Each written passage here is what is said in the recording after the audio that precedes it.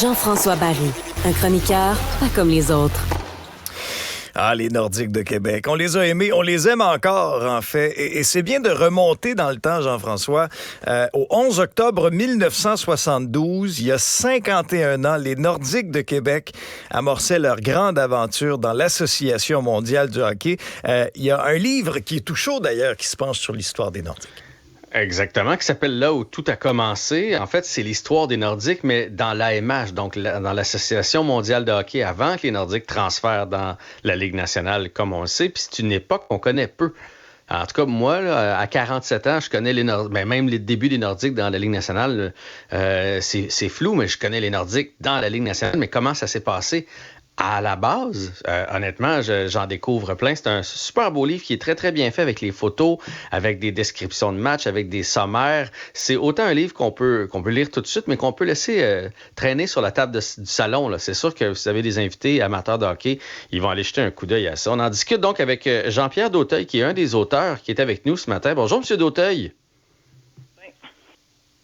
Bon matin. C'est tout un travail de recherche et d'histoire que vous avez fait là, parce que on en apprend énormément, mais vous avez dû fouiller pas mal.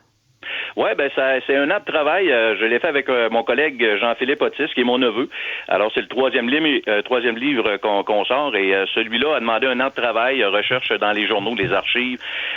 Donc ça, on a refait un peu l'histoire par saison, et on a fait connaître davantage cette ligue-là, comme vous le disiez, qui est beaucoup moins connue que la portion Ligue nationale des Nordiques.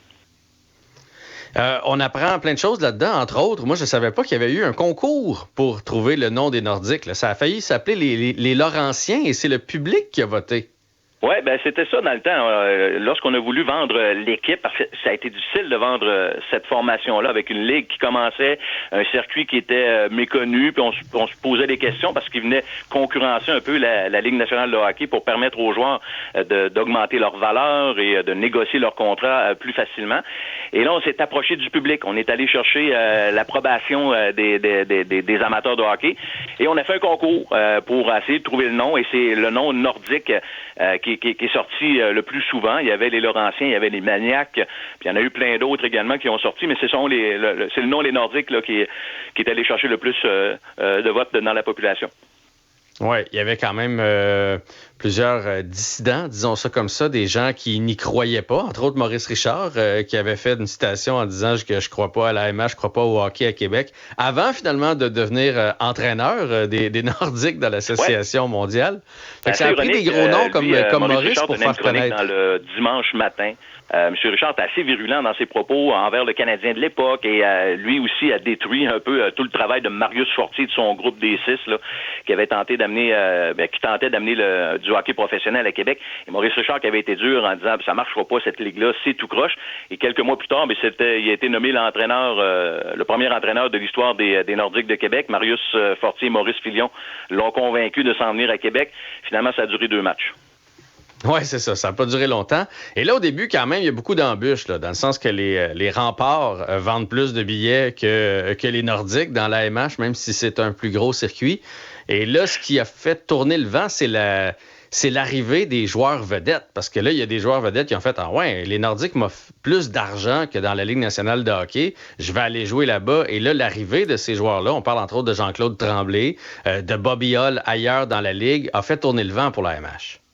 C'est ça, c'est le gros nom, c'est Bobby Hull qui est venu donner de la crédibilité à ce circuit-là, en signant un gros contrat avec les Jets de Winnipeg. Il faut dire que c'était 1,7 million de dollars pour 10 ans et 1 million de dollars que toutes les équipes contribuaient. Donc, on a voulu vraiment amener un gros nom, c'est Bobby Hull.